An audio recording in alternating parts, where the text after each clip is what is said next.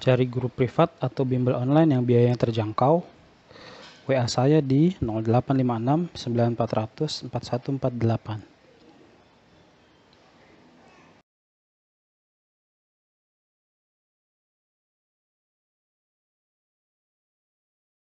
Unsur-unsur dalam proses difusi ke ruangan abu vulkanik Gunung Merapi yaitu A. Area dan waktu, item yang didifusikan, tempat asal, tujuan dan jalur perpindahan.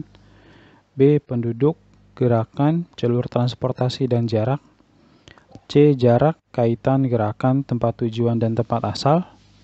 D. Ruang, tempat, lokasi, waktu, dan item yang didifusikan. Atau yang E. Penduduk, jarak, gerakan, jalur perpindahan, tempat asal, dan tempat tujuan. Nah, di sini kita perlu highlight bagian difusi ke ruangan. Difusi ke ruangan itu apa? Soal ini menanyakan tentang faktor-faktor yang mempengaruhi proses penyebaran abu vulkanik. Nah, jadi difusi itu artinya penyebaran atau pembauran. Kita bisa eliminasi yang B dan yang E, karena penduduk sama sekali tidak dapat mempengaruhi proses penyebaran abu vulkanik. Kemudian, opsi D tidak dapat dipilih karena kurang lengkap, dan kata ruang, tempat, dan lokasi itu memiliki arti yang sama. Opsi A lebih kuat daripada C karena area dan waktu. Nah, area dan waktu ini berkaitan dengan waktu terjadinya angin yang berbeda di pagi dan sore hari. Jalur evakuasi bencana erupsi itu harus berbeda dengan arah angin untuk menghindari awan panas dan abu vulkanik yang terbawa tiupan angin. Kemudian, item yang didifusikan. Nah, ini maksudnya abu vulkaniknya. Ukuran butir dan berat jenis abu vulkanik ini akan mempengaruhi proses penyebarannya. Maka jawaban yang paling tepat adalah yang A. Perhatikan pernyataan di bawah ini. 1. Memperluas pemasaran produk. 2. Menambah dan memperluas lapangan pekerjaan. 3. Mencari upah buruh yang lebih murah. 4. Alih teknologi dari negara maju. 5. Menambah pendapatan dari sektor pajak. 6. Mengurangi tingkat polusi di negara maju. Dari pernyataan di atas yang termasuk alasan relokasi industri adalah A. 1, 2, dan 3, B. 1, 2, dan 5, C. 1, 3, dan 6, D. 2, 4, dan 5, atau yang E. 4, 5, dan 6. Relokasi industri merupakan pemindahan lokasi industri dari negara maju ke negara berkembang. Alasan negara maju melakukan relokasi industri diantaranya adalah yang pertama, memperluas pemasaran produk. Dengan melakukan kegiatan produksi di negara lain, maka kegiatan pemasaran pun akan semakin luas. Kemudian, mencari upah buruh yang lebih murah. Nah, setiap pengusaha pasti menginginkan keuntungan yang besar. Dan ini bisa diusahakan dengan menekan biaya produksi dan juga memilih upah buruh yang lebih murah. Di negara berkembang, upah buruh lebih murah daripada di negara maju. Berikutnya, mengurangi tingkat polusi di negara maju. Nah, dengan memindahkan industri ke negara berkembang, maka polusi di negara asalnya menjadi berkurang. Jadi kita pilih yang C, 1, 3, dan 6. Kenapa yang nomor 2 salah? Menambah dan memperluas lapangan pekerjaan, kemudian alih teknologi dari negara maju, dan menambah pendapatan dari sektor pajak. Bukannya ini juga manfaat yang didapatkan kalau dilakukan relokasi industri. Nah, di sini kita harus bedakan antara alasan negara maju melakukan relokasi industri dengan manfaat yang didapatkan negara berkembang. Tujuan relokasi industri. Begitu ya. Jadi, poin yang menambah dan memperluas lapangan pekerjaan, alih teknologi dari negara maju, menambah pendapatan dari sektor pajak, ini adalah manfaat yang didapatkan oleh negara tujuan relokasi industri atau negara berkembangnya. Di sini pertanyaannya kan negara maju melakukan relokasi industri itu alasannya apa? Begitu ya. Jadi jawabannya yang C, 1, 3, dan 6. Fluktuasi suhu di Eropa relatif tinggi, terutama fluktuasi antara suhu minimum absolut dan suhu maksimum absolut. Faktor penyebab fluktuasi tersebut adalah A. Ketinggian dan lereng, B. Letak lintang dan bujur, C. Letak lintang dan pengaruh daratan atau lautan. D. Letak bujur barat dan bentang alam. Atau E. Ketinggian di atas dan di bawah permukaan air laut. Fluktuasi suhu yang tinggi terjadi di Eropa karena letak lintangnya menyebabkan wilayah tersebut memiliki iklim sedang dengan 4 musim dan kondisi fisik benua yang didominasi daratan yang lebih luas dibandingkan perairannya. Jadi di sini kita perlu ingat ada kondisi iklim berdasarkan letak lintang yang kita kenal dengan iklim matahari, ya. Bahwa Eropa ini iklimnya iklim sedang, punya 4 musim. Kemudian ada lagi namanya iklim fisis. Iklim fisis ini dilihat dari bentang alamnya, dibagi menjadi dua, ada iklim darat dan iklim laut, gitu ya, atau iklim benua, iklim samudra. Dan ini juga sangat berbeda. Perbedaan utamanya adalah iklim daratan itu akan mengalami suhu yang lebih ekstrim. Siangnya akan panas banget, malamnya akan dingin banget. Sedangkan iklim laut dengan kondisi air yang banyak, nah airnya ini akan menjadi penstabil suhu, begitu ya. Nah, kita perlu ingat bahwa lokasi Eropa dia ada di lintang sedang tadi ya, makanya punya iklim sedang, iklim yang ada 4 musim. Eropa secara umum akan mengalami suhu yang sangat tinggi di bulan Juni ketika puncak musim panas, dan juga akan mengalami suhu yang sangat rendah, sangat dingin di bulan Desember ketika puncak musim dingin. Selain itu, iklim darat yang dimiliki Eropa memiliki karakter perubahan suhu yang cukup signifikan antara siang dengan malam. Karena sifat iklim darat yang cepat menyerap panas sehingga suhunya tinggi ketika siang hari dan cepat pula melepaskan panas sehingga suhunya turun drastis di malam hari. Jadi jawabannya yang C, letak lintang dan pengaruh daratan atau lautan. Sebagian besar penduduk Amerika Utara tinggal di wilayah perkotaan. Keadaan penduduk kota-kota di pantai timur dibandingkan dengan pantai barat memperlihatkan A. Kepadatan penduduk pantai barat dan timur sama. B. Jumlah penduduk pantai barat dan timur sama. C. Penduduk pantai barat lebih padat dibanding penduduk pantai timur. D. Penduduk pantai timur lebih padat dibanding penduduk pantai barat. Atau yang E. Mata pencaharian penduduk pantai timur nelayan, sedangkan mata pencaharian pantai barat pedagang. Nah, soal ini harus dijawab menggunakan data, ya. Perhatikan peta kepadatan penduduk Amerika Utara berikut ini. Nah, di sini kepadatan penduduk atau jumlah penduduk diwakili dengan titik-titik ini ya. Pada peta di samping terlihat bahwa kepadatan penduduk Amerika Utara sangat tinggi di wilayah pantai timur. Jadi kita pilih yang D, penduduk pantai timur lebih padat dibanding penduduk pantai barat. Jelas terlihat di sini ya. Titik-titik merahnya ini lebih banyak berkumpul di sebelah kanan atau sebelah timur di Amerika Utara. Ya. Jadi kita tidak bisa analisa soal ini karena mungkin juga kita bukan orang yang tinggal di sana, begitu kan. Nah, maka paling mudahnya kita jawab dengan data, kita cari peta kepadatan penduduk, begitu ya. Dan soal seperti ini pernah beberapa kali muncul, pernah membahas Amerika Utara, pernah membahas Tiongkok juga, begitu. Jadi untuk menjawab peta ini latihan soalnya, kita perlu cari tahu peta kepadatan penduduk, gitu ya. Pada hakikatnya, analisis keruangan adalah analisis lokasi yang menitikberatkan beberapa unsur geografi, yaitu A. Desa atau rural, peralihan atau suburban, dan perkotaan atau urban. Yang B. Ruang atau space, tempat atau site, dan lokasi, location. Yang C. Mengelompok cluster, random, dan seragam, uniform. Yang D. Waktu atau time, jarak atau distance, dan analysis. Atau yang E. Jarak, distance, kaitan, interaction, dan gerakan, movement. Nah, apakah soal ini bisa dianalisa? Atau ternyata sifatnya cuma soal C1 begitu ya. C1 itu maksudnya adalah sifatnya hafalan, jadi cuma benar-benar masalah tahu atau tidak gitu ya, tidak bisa dianalisa.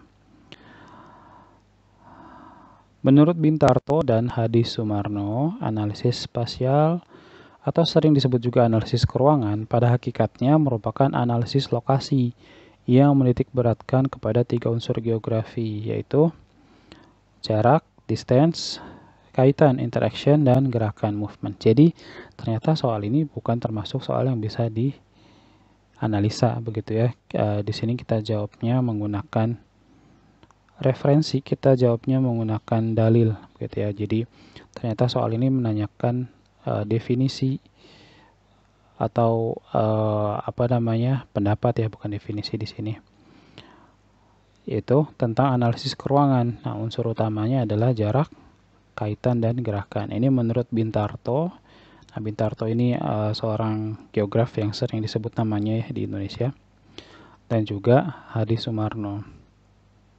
Jadi jawabannya yang E. Zona depresi di Jawa memperlihatkan kenampakan bentuk muka bumi yang berbeda dengan zona depresi di Sumatera. Sebab cekungan di Jawa terdiri atas rangkaian pegunungan vulkanik muda, sedangkan cekungan di Sumatera berupa jalur patahan semangko. Nah, pernyataannya salah. Secara geologis, Jawa dengan Sumatera punya banyak kesamaan. Kedua pulau ini sama-sama merupakan bagian dari pertemuan lempeng Eurasia dengan Indo-Australia dan jalur pegunungan Sirkum Mediterania. Bentukan depresi atau cekungan di kedua pulau ini disebabkan aktivitas tektonisme yang sama. Kemudian, alasannya benar. Cekungan di Jawa terdiri atas rangkaian pegunungan vulkanik muda, sedangkan cekungan di Sumatera berupa jalur patahan semangko. Akan tetapi, keduanya sama-sama merupakan bagian dari bentukan akibat pertemuan lempeng Eurasia dan Indo-Australia dan jalur pegunungan Sirkum Mediterania.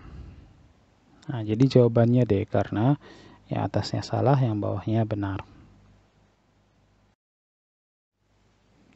Data titik, garis, dan area yang diperoleh dari GPS, Global Positioning System, adalah jenis data raster. Sebab data dari GPS dapat diolah menjadi sumber informasi bagi pembuatan peta digital. Pernyataannya salah.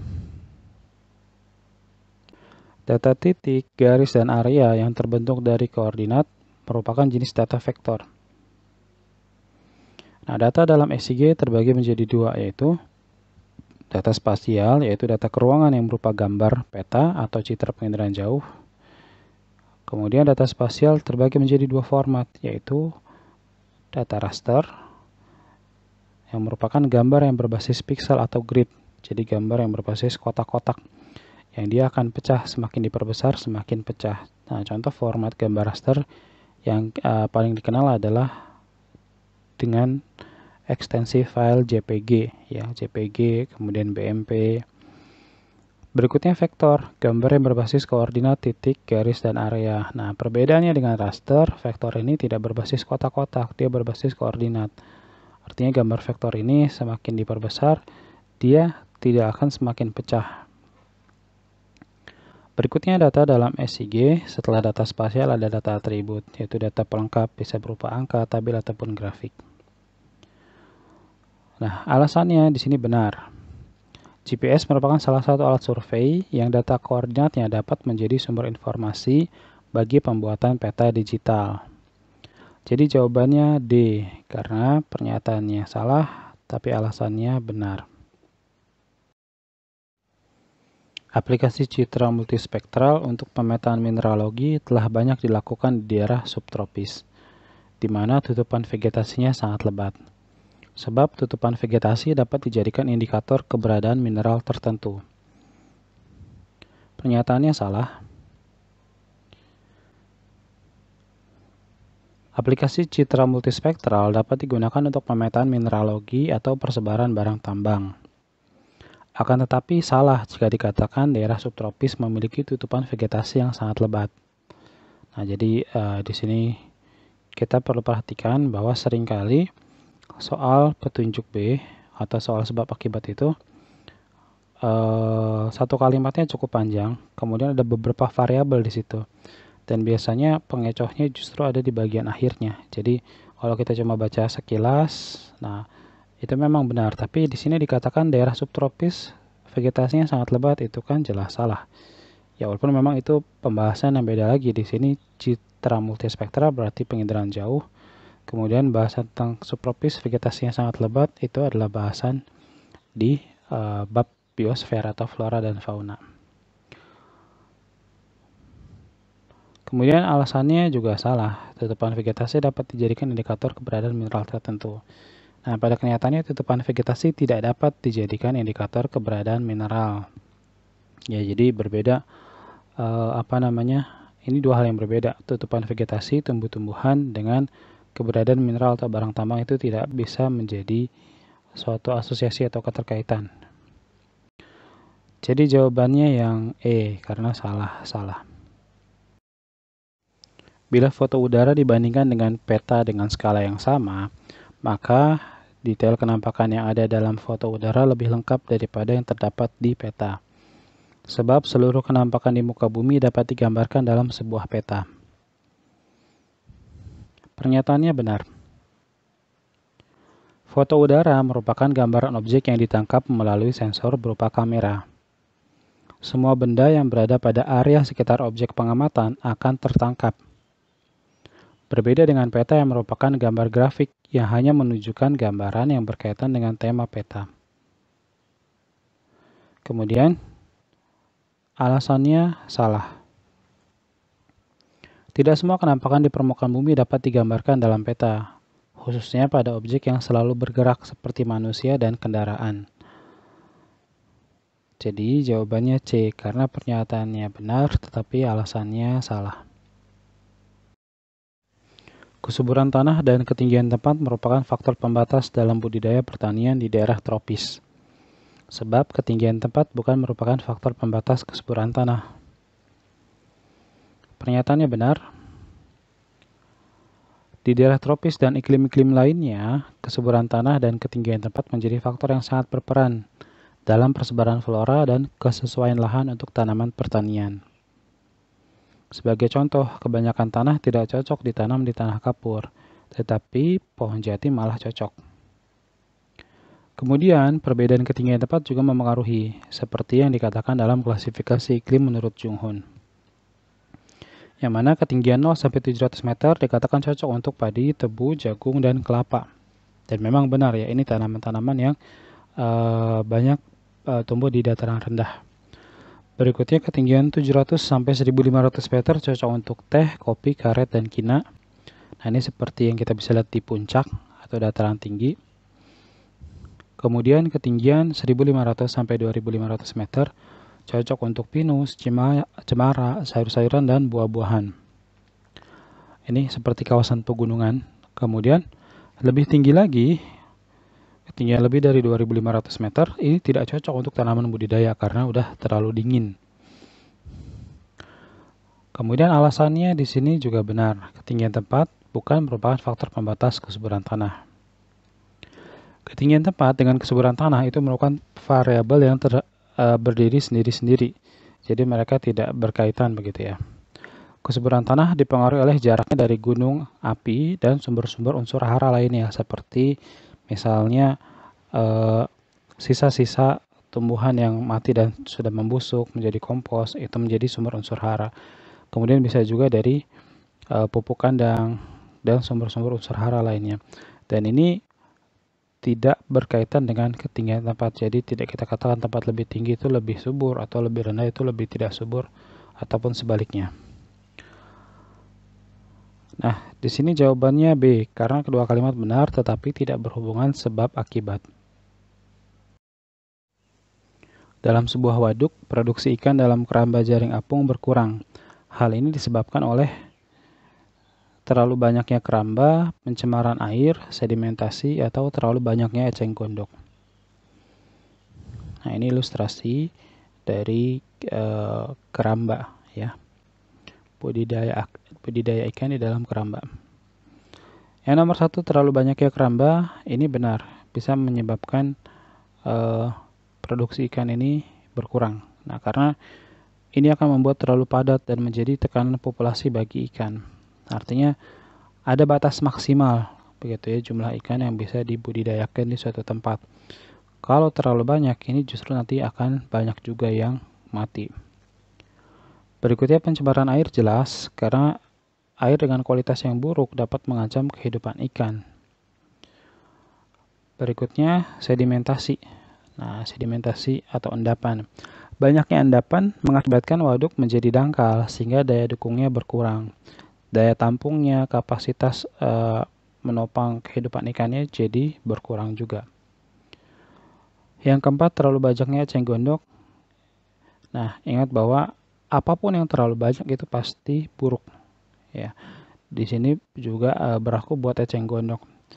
Jadi, terlalu banyak eceng gondok ini menyebabkan berkurangnya oksigen terlalu dalam air. Jadi, kita perlu ingat bahwa tumbuhan pun menyerap oksigen. Selain dia menghasilkan oksigen, dia pun juga menyerap oksigen. Nah, kalau terlalu banyak eceng gondoknya ini justru buruk bagi ikan.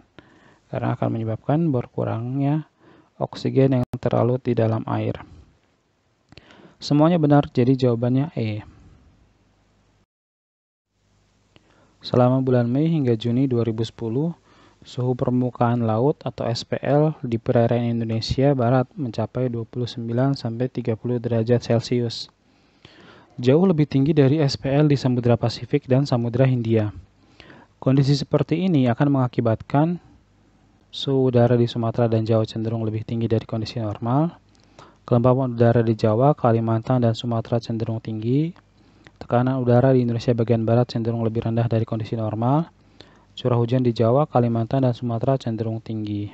Nah, kenapa kok sampai soal ini menanyakan peristiwa yang terjadi di 2010? Nah, ingat bahwa di sini kita sedang membahas soal SIMAK UI dari tahun 2011 ya. Jadi peristiwa yang dibahas di soal ini baru aja terjadi saat itu ya, saat soal ini diujikan di tahun 2011. Jadi memang seringkali kayak gini dalam geografi dimunculkan peristiwa yang baru saja terjadi di waktu sebelumnya. Nah, jadi misalnya nanti di SIMAK UI yang akan datang, nah fenomena yang akan dibahas itu juga adalah fenomena yang baru aja terjadi di tahun sebelumnya. Itu seringkali begitu. Kita lihat di sini. Periode yang disebutkan, yaitu bulan Mei sampai Juni, itu termasuk periode musim kemarau, dengan salah satu ciri utama, suhu yang lebih tinggi dari biasanya. Ingat, kita nggak punya musim panas ya, tapi kita punyanya musim hujan dan musim kemarau. Yang mana memang musim kemarau ini sifatnya dia lebih panas daripada suhu normal. Kemudian, nomor 1, cirinya benar. Berikutnya, akibat suhu yang tinggi ini, maka terjadi penguapan yang besar, sehingga kelembapan udara menjadi tinggi. Jadi, nomor 2 juga benar. Kelembapan udara di Jawa, Kalimantan, dan Sumatera cenderung tinggi. Kemudian, suhu yang tinggi membuat tekanan udara lebih rendah dari kondisi normal. Nah, jadi, di keadaan tertentu, ya walaupun ini tidak mutlak ya, nah ini lebih lanjut dipelajari di fisika, bahwa di keadaan tertentu itu suhu bisa berbanding terbalik dengan tekanan, termasuk di sini ya. Karena suhu yang tinggi tadi, nah membuat tekanan udaranya jadi lebih rendah dari kondisi normal. Akan tetapi curah hujan pada periode ini adalah rendah karena sedang mengalami musim kemarau. Jadi yang nomor 4 salah. Nah, maka jawabannya A, 1, 2, 3. Kondisi iklim yang berpengaruh sehingga lahan garam di Pamekasan, Madura menghasilkan garam yang lebih baik dibandingkan dengan lahan garam di Rembang, Jawa Tengah, dan Indramayu, Jawa Barat adalah evapotranspirasi di Indramayu lebih tinggi daripada evapotranspirasi di Pamekasan. Evapotranspirasi ini penguapan menyeluruh ya, gabungan dari evaporasi dan transpirasi.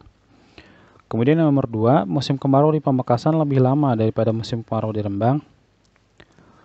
Yang ketiga, curah hujan di Pamekasan lebih rendah daripada curah hujan Rembang dan Indramayu. Yang keempat, kelembapan udara di Pamekasan lebih tinggi daripada kelembapan di Indramayu. Kualitas garam yang dihasilkan suatu daerah berkaitan dengan salinitas air laut, dan faktor-faktor yang mempengaruhi salinitas. Di antaranya, yang pertama suhu atau penguapan. Semakin tinggi penguapan atau semakin tinggi suhunya, maka semakin tinggi pula kadar garamnya atau salinitas air laut. Ya. Kenapa bisa begini? Kita bayangkan misalnya kita sedang memasak sayur, begitu ya. Nah, ketika sayurnya sudah matang, kemudian beberapa jam kemudian kita panaskan lagi. Nah, ketika dipanaskan, kuah sayur yang sudah mengandung garam ini kan airnya berkurang, menguap begitu ya. Nah, ketika peristiwa penguapan ini yang terangkat itu cuma airnya aja, yang berkurang cuma airnya, sedangkan kandungan garamnya tetap segitu. Maka secara persentase kadar garamnya meningkat begitu ya, karena volume airnya berkurang tapi jumlah garamnya tetap segitu. Nah, inilah yang menyebabkan tadi ya, kenapa poin suhu dan penguapan itu menjadi salah satu penyebab yang mempengaruhi salinitas air laut. Berikutnya curah hujan. Nah, jelas karena curah hujan ini kan air tawar. Semakin tinggi curah hujan, maka semakin rendah salinitas air laut. Nah, sebetulnya ada beberapa poin lagi, cuma di sini kita cukup bahas dua ini aja, karena dua ini yang dibahas, yang dimunculkan di soal. Nah, nomor 1 salah. Evapotranspirasi atau penguapan di Indramayu lebih tinggi daripada evaporasi di Pamekasan. Evapotranspirasi di Pamekasan. Karena musim kemarau di Pamekasan itu lebih panjang dibanding wilayah lainnya, maka tingkat evaporasi atau evapotranspirasinya juga lebih tinggi. Kemudian nomor 2 benar, musim kemarau di Pamekasan lebih lama daripada musim kemarau di Rembang. Nah, dari sini sebetulnya sudah cukup kita bisa menjawab. 1 salah, 2 benar, pasti jawabannya C, 2 dan 4, ya kan? Karena cuma itu yang mungkin di kondisi ini.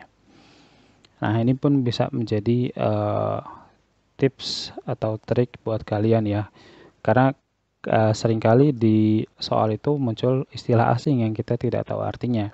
Nah, kalau kondisinya sudah kayak gini, tanpa kita melihat 3 dan 4 pun sudah pasti jawabannya ini 2 dan 4, C ya.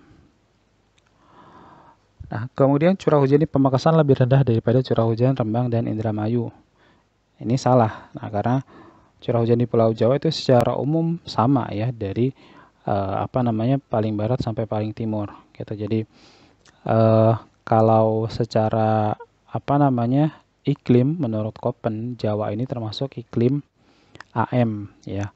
Artinya seluruh wilayah Jawa ini pada umumnya punya suhu dan curah hujan yang terutama di sini curah hujan yang tidak berbeda gitu. Nah, kecuali kalau kita membandingkan wilayah di Jawa dengan Sumatera. Nah, itu memang berbeda. Sumatera punya curah hujan yang lebih tinggi. Atau Jawa dengan Kalimantan. Kalimantan juga punya curah hujan yang lebih tinggi. Atau Jawa dengan Nusa Tenggara. Nah, itu juga berbeda curah hujannya. Tapi Nusa Tenggara yang lebih rendah curah hujannya. Nah, karena di sini kita bicara wilayah yang sama-sama ada di Pulau Jawa, maka secara umum curah hujannya sama. Kemudian yang nomor 4, kelembapan udara di Pamekasan lebih tinggi daripada kelembapan di Indramayu. Ini benar. Nah, ingat penguapan membuat kelembapan udara ya. Penguapan ini kan berubahnya wujud air menjadi uap air, menjadi gas gitu. Nah, kandungan uap air yang tinggi ini membuat udara jadi basah atau jadi lembab. Jadi nomor 4 benar. Nah, jawabannya jelas C ya. 2 dan 4. Indikator yang dapat digunakan untuk mengkaji bahwa gejala perubahan iklim sedang berlangsung sekarang ini adalah 1. Variabilitas curah hujan, 2. Frekuensi badai siklon tropis, 3. Penyimpangan suhu udara ekstrim, 4. Penyusutan lapisan salju di kutub. Ya, ini fenomena ilustrasi fenomena perubahan iklim. Beberapa tanda bahwa perubahan iklim sedang berlangsung. Yang pertama, ini benar ya, variabilitas curah hujan. Maksudnya pola curah hujan yang sangat bervariasi. Pola curah hujan sangat tidak menentu, sehingga perubahan musim juga sulit diprediksi.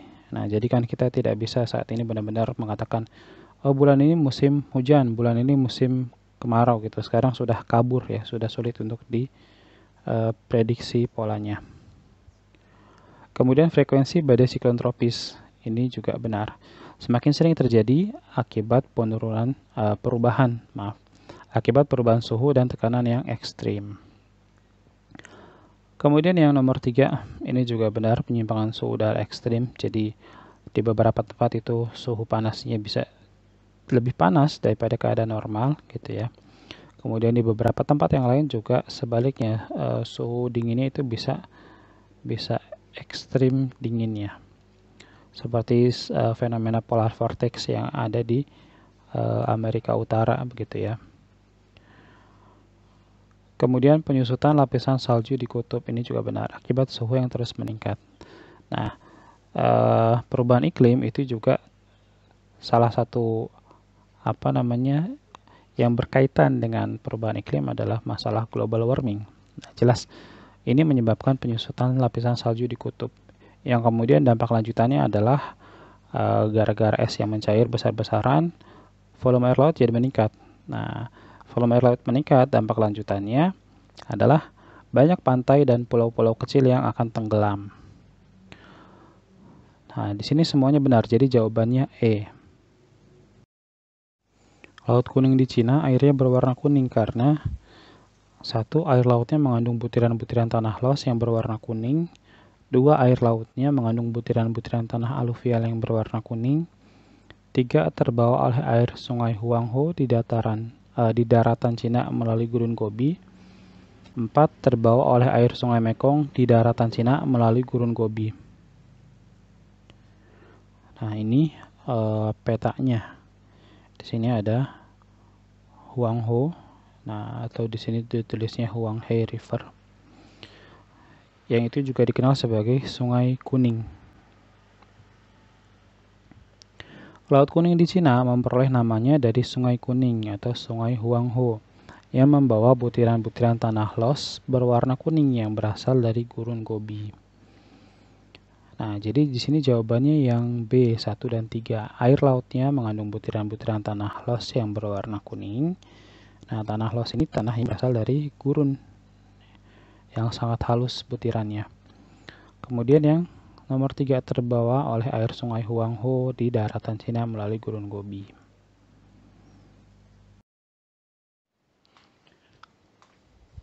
Ada kritik, sanggahan, atau pertanyaan? Silakan sampaikan di kolom komentar. Terima kasih.